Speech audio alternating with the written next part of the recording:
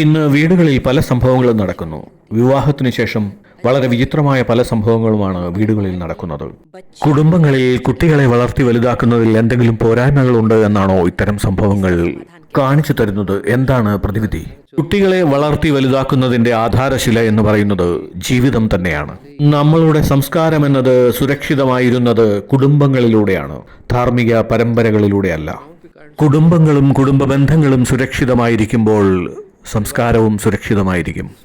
ഇത്രയും വർഷത്തെ ആഘാതത്തിനും മൂല്യച്യുതിക്കും ശേഷവും ആളുകൾ പലതിലും വിശ്വസിച്ചിരുന്നതിന് ഒരു കാരണം എല്ലാ വീടുകളിലും ഒരു മുത്തശ്ശൻ, ഒരു മുത്തശ്ശി, ഒരു അച്ചച്ചൻ, ഒരു അച്ചമ്മ, ഒരു അമ്മാവൻ, ഒരമ്മായി, അല്ലെങ്കിൽ ഒരു ചിറ്റ, അല്ലെങ്കിൽ ഒരു ചിറ്റപ്പൻ, അങ്ങനെയുള്ളവരുണ്ടാവുകയും അവരുടെ ജീവിതത്തെ അടുത്തുനിന്ന് കാണുകയും ചെയ്യുന്നു.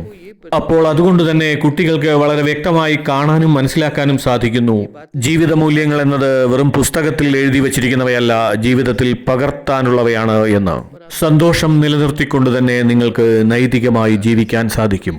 ഒരാളുടെ കയ്യിൽ ഒരു 5 രൂപ വന്നിരിക്കുന്നു, പക്ഷേ വീട്ടിൽ പൊതുവായി ഭക്ഷണത്തിന് പണമില്ല. സ്വാർത്ഥത വെടിഞ്ഞ് ആ പണം കുടുംബത്തിന്റെ ആവശ്യത്തിനായി ചെലവഴിക്കുമ്പോൾ സത്യസന്ധതയുടെയും ത്യാഗത്തിന്റെയും ആ ചെറിയ സംഭവം കുടുംബത്തിൽ എക്കാലത്തും സത്യസന്ധതയെ നിലനിർത്താൻ സഹായിക്കുന്നു. കുട്ടികളുടെ പരിപാലനത്തിലെ കുറവെന്ന് പറയുന്നത് പഠിപ്പിക്കലിലോ പറയലിലോ അല്ല. പഠിപ്പിക്കുന്നിടത്തും പറയുന്നിടത്തും കുറവില്ല, ജീവിക്കുന്നിടത്താണ് കുറവ്. അതുകൊണ്ട് തന്നെ മൂല്യാധിഷ്ഠിതമായ ജീവിതം എന്തെന്നും ജീവിതത്തിലെ നന്മകൾ എന്തെന്നുമൊക്കെയുള്ള കാര്യങ്ങൾ കുട്ടികളുടെ ജീവിതത്തിൽ ആഴത്തിൽ വേരോടുന്നില്ല.